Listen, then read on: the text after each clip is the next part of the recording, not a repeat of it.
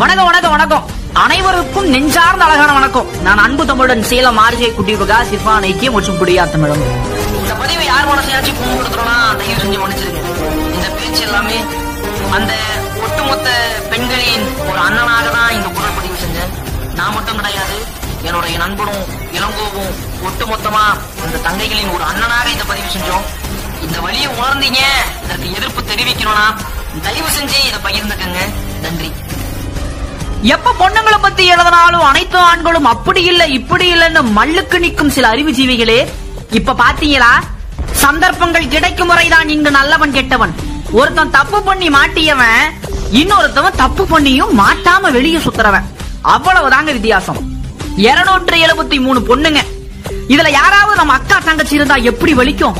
ஏன் நம்ம பொண்ணா இருந்தா ஒவ்வொரு பொண்ண பெத்தவனும் வயித்துல நெருப்ப கட்டிட்டு தான் இருப்பான். இந்த செய்தியை பார்த்தா அப்படி என்ன செய்தி மக்களுக்கு அப்படின்னு கேக்குறீங்களா?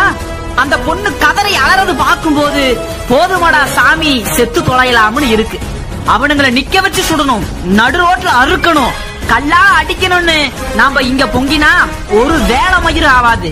ஏன்னா ஆசிபா பொண்ணு செத்தப்பவும் மத்த பொண்ணுங்க வன்புணர்வு செய்து கொன்னப்பவும் இவனுங்களும் பொங்கி இருப்பானுங்க.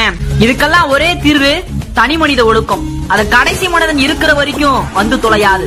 இது போல கற்பழிப்பும் கூட்டு வன்புணர்வும் நடந்து கொண்டுதான் இருக்கும். கொஞ்ச நேரம் உச்சி கொட்டி அடுத்த வேலை பார்த்துக்கிட்டு போகதான் போறானாம.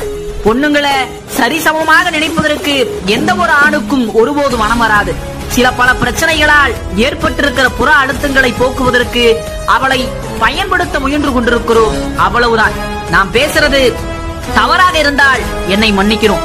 ஒரு புள்ள உன்ன நம்பிதான் வந்தேன், என்ன ஏன் இப்படி பண்ணுறீங்கன்னு கேட்கும் போதும் இன்னொரு புள்ள அண்ணா பெல்ட்ல அடிக்காதீங்க, நான் வலிக்குது, நான் கலட்டுறேன்னு சொல்லி கெஞ்சும் போதும் மனசு துடிக்குதுங்க, கண்ணு கலங்குதுங்க. மாதர் சங்கம் அந்த சங்கம் இந்த சங்கம் எங்க போச்சு? பீப் சாங் போட்டாதான் வந்து டான்ஸ் ஆடுவாளுக போல.